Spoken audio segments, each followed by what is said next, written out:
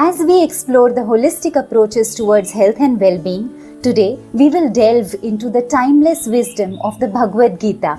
Beyond its spiritual teachings, the Bhagavad Gita provides profound knowledge on how to lead healthy and a balanced life. Let's uncover its messages on how to live a vibrant life. Join me as I try to bridge the ancient wisdom with modern naturopathy to bring a balance for our overall well-being. नात्यश्नतस्तु योगोऽस्ति न चैकान्तमनश्नस्ततः न चाति स्वप्नप्रशीलस्य जाग्रतो नैव चार्जुन.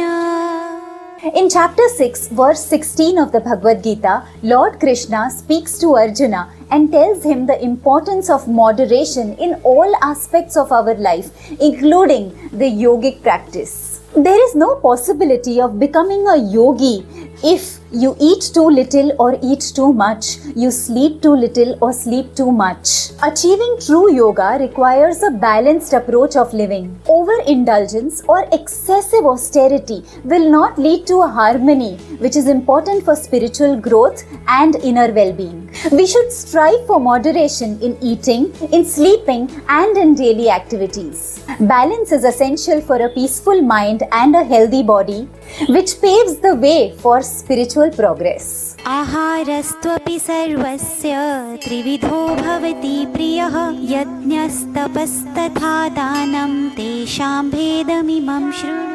In chapter 17, verse 7, Lord Krishna speaks to Arjuna and tells him the profound impact of what food we consume on our body, mind, and overall well-being. The food we consume is of three types: sattvic, tamasic, and rajasic food. This is also dependent on the three modes of material nature that a person is into.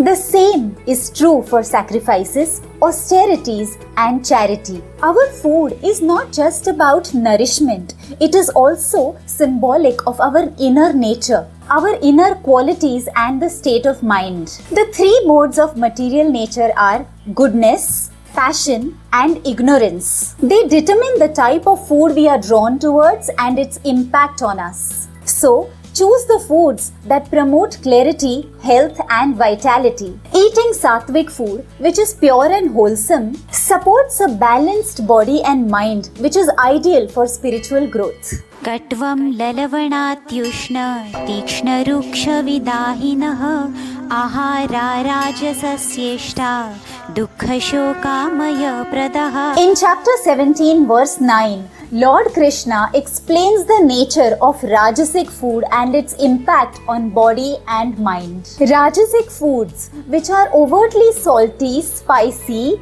or sour, can stimulate your senses for some time, but will lead to distress, agitation, discomfort, and health issues in future life. They are preferred by those who are in passion and desire. Be mindful of your food choices. Reducing Rajasic food will help maintain a calm mind, a healthy body, and an overall balance. यातयामं गतरसं पूतिपर्युषितं च यत् उष्टिष्ठमपि चामेध्यं भोजनं तामसप्रियम्.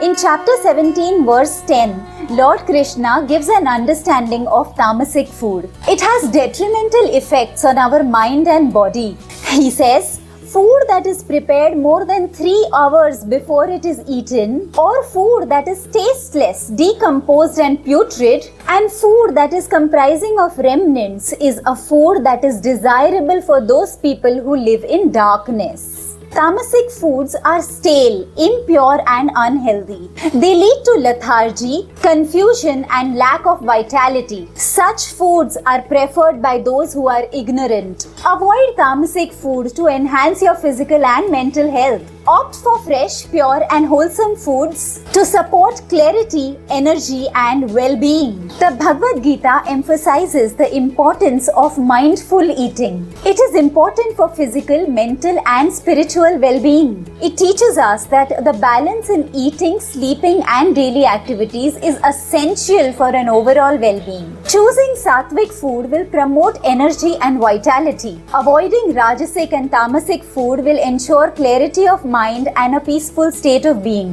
The overall teachings guide us towards a balanced and holistic living with a conscious lifestyle for spiritual evolution. I hope this is helpful. Follow for more nature cure and natural lifestyles. If you like the content, please like, share and subscribe. See you again in another video. Namaste.